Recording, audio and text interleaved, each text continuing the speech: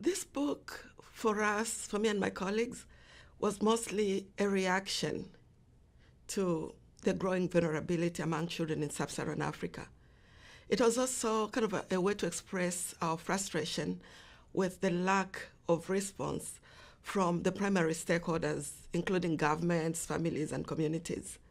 And so we felt this was our way of airing the frustration that we had. Looking at the data, like HIV/AIDS has been going on for like about 20 years plus. And then we look at the data, sub-Saharan Africa is one of the regions that is greatly impacted by HIV/AIDS. And it has also experienced loss of adults in the most productive years. And so children are left vulnerable. And we've seen this lack of capacity. The primary responders have been external entities like international NGOs. And so we wonder, what's the role of traditional African communities in the discourse? What about the government? So we feel like there's a big gap, like sort of an abdication of responsibility to children who have been impacted by HIV/AIDS, by the primary groups that are supposed to provide care for these kids. And so this is our way of saying, where are you in the care of these children? The other argument that we make in the book is about a lack of clarity in defining who a child is, because we argue the lack of clarity kind of leaves children outside of the formal supports that would give them protection. Well, like a good example is if you look at who's a child, you look at how the major global organizations define child. And I'll go with UNICEF. UNICEF says a child is anyone who's below the age of 18. And then if I look at African countries, and I'll use Zambia, a country that I'm very familiar with, as a case in point. So Zambia has multiple definitions for child. And this is because Zambia uses customary and statutory law simultaneously. So Zambia defines a child constitutionally. If you look at Article 45 specifically, they would define a child as anyone who's below the age of 18, which is in line with UNICEF. And then customary law would argue a child is anyone who has not attained the age of puberty. And the age of puberty is set between 14 and 15. And the same customary law would argue a child, or rather a girl, can get married at the age of 14 with parental consent. And again, the Constitution sets the age of legal sexual consent to be 21. So then you wonder, who's a child? And the obviously programming also define a child as anyone who's below the age of 15. So then what happens to people who are between the ages of 18 and 15? So we see that these are left outside of the protections that are supposed to be guaranteed for children. Part of it has to do with the label, the label orphan and vulnerable children, which is tagged on these kids. We feel the label itself has potential to diminish who the children are and who they're meant to be and what they grow into. And we draw from labeling literature. And also we look at the educational literature, where we see labels had been used to classify children so they could get services which are beneficial to them. But these labels have now been revised. Like, children that were called mentally retarded and no longer called that.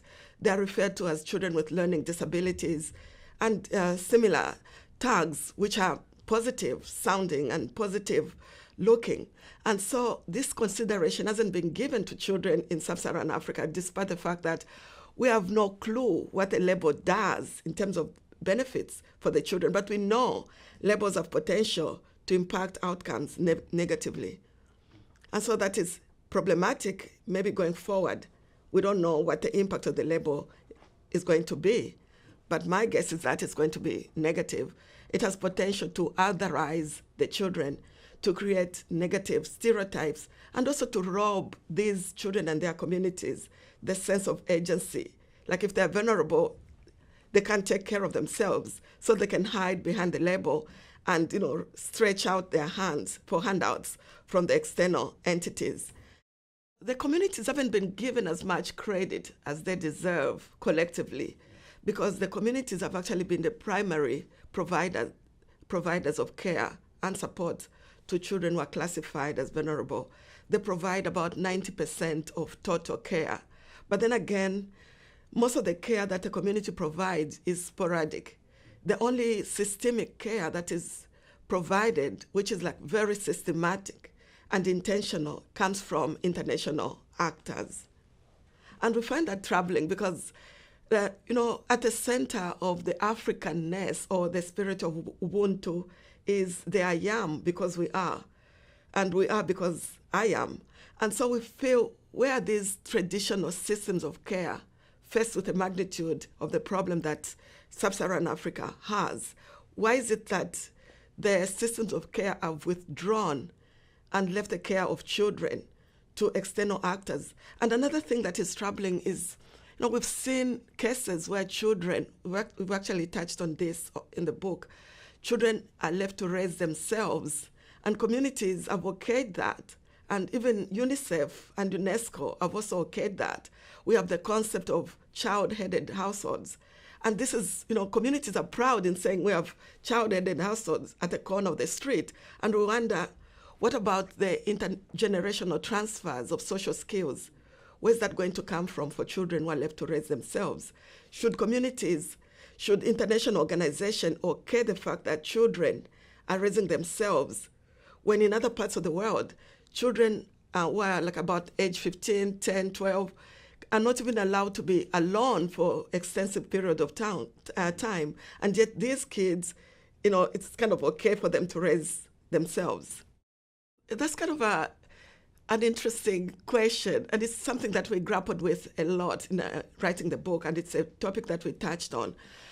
For us, the beginning point is not even about human rights, it's participation, engagement. And this is not about engagement of the primary stakeholders around the children, but it's engagement of the children themselves. So kind of include the children in defining their care.